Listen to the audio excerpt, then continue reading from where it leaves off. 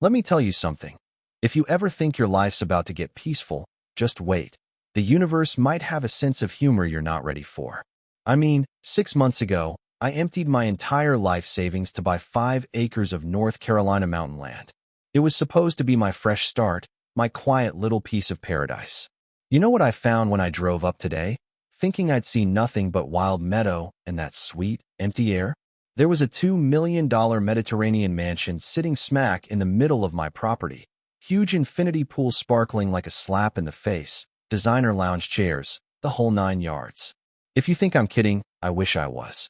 Picture this. I park my battered old Ford, boots crunching on the gravel, and there's this woman, Laura, laid out by the pool in a bikini, glass of champagne in hand, looking like she's auditioning for Real Housewives, Home Invasion. When I tell her this is my property, she just laughs, leans back, and says, "Sir, you're confused. This is my private property." Like I'm the crazy one. Then she offers me the guest house like she's doing me a favor. My entire life savings are in this land, and she's living like royalty on it. Now, let me back up a sec. I'm Brian Adams, been a surveying engineer for 20 years. I've measured land in the rain, in the dark, once even while my wife was fighting cancer in a hospital 300 meters away. That land wasn't just acreage to me. It was going to be where Emma and I healed. We'd planned it all out. Cabin here, peach trees over there, sunrise on the porch, breathing in mountain air and forgetting about the hospital bills and beeping monitors. Emma used to stand in the middle of that meadow, arms out, face to the sky, and say, "This is where we'll get better, honey." Even when her voice got weak, she still believed it. But then Emma got worse, fast. Those last 3 months, I barely left her bedside. My world shrank to 4 poles, oncology wards, and coffee that tasted like cardboard. I was a ghost, measuring my days by chemo schedules, not property lines. 2 weeks after her funeral, I finally worked up the nerve to drive back up.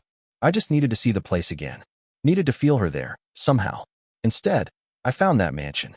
First thing I noticed wasn't even the building, it was the sound. That steady hum of pool filters, water trickling. It felt like my entire future had been stolen while I was watching someone I loved die. Laura showed up like she owned the place, all confidence and expensive perfume, not a hint of guilt. "Excuse me, can I help you? This is private property." I pulled out my phone and started documenting everything. GPS, photos, the works. 20 years as a surveyor taught me that evidence matters more than feelings, even when your world is falling apart. So I go straight to the county courthouse. Patricia Clark, county clerk, she's been doing this since dial-up internet, pulls up the records. "Sir, there was never any auction for this parcel," she says, eyes locked on the screen. "And these documents are fakes." That's when it hit me. Laura hadn't just built on the wrong land. She'd built on mine on purpose. And she'd done it while I was busy losing Emma. Now, most folks would have called the cops, lawyered up, made it Laura's problem. But I know from experience, you don't get clear answers standing at a distance. So when Laura offers me the guest house, while we sort this out, I say yes. Let her think she's in control. Two can play that game. I wasn't stupid, though. Set up a dead man switch on my phone, sent automatic updates to my buddy Tom in Atlanta every 30 minutes. If I missed 3, Tom was calling the sheriff. Uploaded every document I had to the cloud. This was way bigger than a property dispute. Inside the guest house, let me tell you, most people would kill to live there. Granite, hardwood, the whole bit. And while I'm setting up my surveying gear, I hide a digital recorder in my safety vest. You'd be surprised how much a reflective strip can hide. The next morning, I start measuring. Those professional property markers? Fresh concrete, county-stamped pins, expensive and recent. Laura had help, someone who knew exactly what they were doing. As I worked, neighbors started drifting over. Complaints about flooding, fences off by 3 feet, threats if they spoke up. I made sure Laura overheard me mention a pending settlement.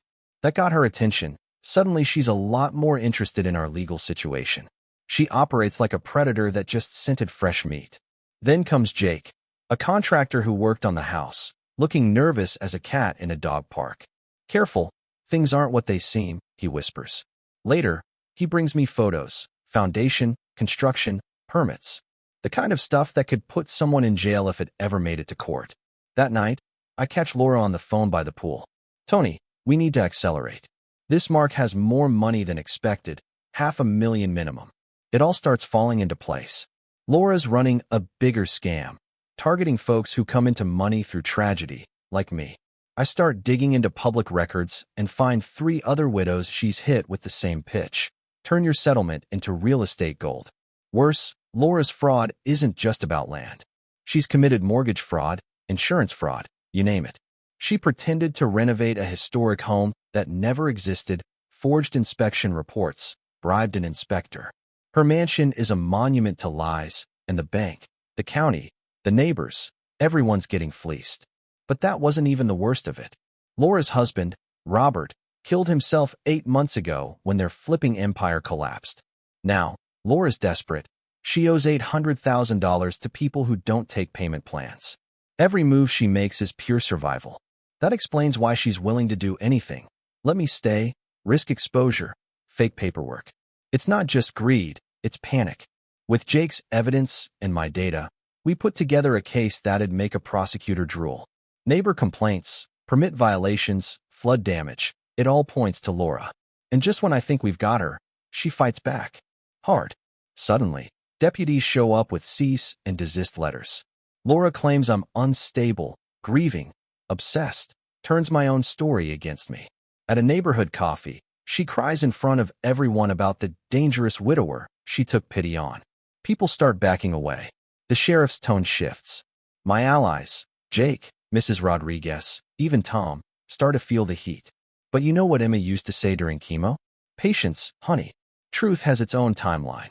So I stop trying to win the popularity contest and get ready for the only thing that matters, the county hearing. The day of the hearing, the place is packed. Laura shows up with a legal team from Charlotte, character witnesses, PowerPoints, the works. She's the picture of poise. I look like a tired surveyor with a stack of manila folders. Judge Morgan, former construction attorney, isn't interested in sob stories. He wants facts. Laura's lawyers claim I'm a grieving widower who got scammed by fake deeds. They have documents that look real, experts who challenge my data, even a psychiatrist who says grief can make you see things that aren't there. They're good, real good. Then it's my turn. I stick to what I know, property markers, GPS, drainage, easement violations. Jake's live video from the basement shows a fresh crack right where we predicted. Water's seeping in as we watch.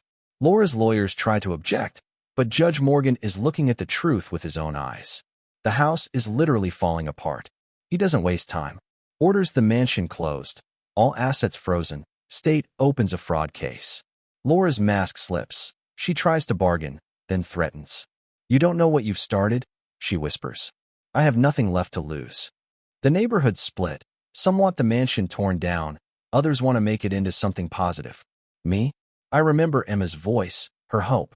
I propose we buy it as a community, turn it into a grief counseling center.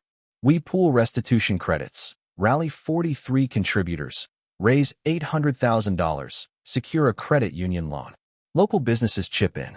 Emma's oncology nurse pledges $20,000.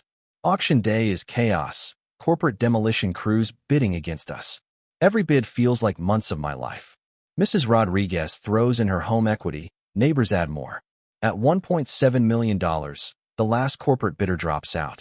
We win. We transform the place.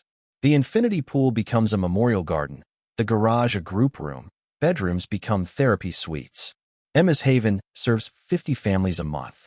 Even Laura, sitting in prison for 8 years, hears about it and admits she lost sight of what mattered. Her scam created the very thing she tried to destroy. You know what's funny? Sometimes the worst things people do end up giving you the chance to do something truly good. Laura tried to steal my dreams, but she gave my community hope. She thought she could con a grieving man, but she built the foundation for healing instead. So yeah, smash that like button if you believe justice can be creative, not just punitive. Tell me in the comments, should the mansion have been demolished or turned into a place of hope? Where do you draw the line between tragedy and crime? And what does real justice look like to you? Thanks for sticking with me through this wild, painful, ultimately beautiful ride. I'm Brian, and sometimes the best revenge is building something good from someone else's greed. Take care, and don't forget to subscribe, because the stories only get crazier from here.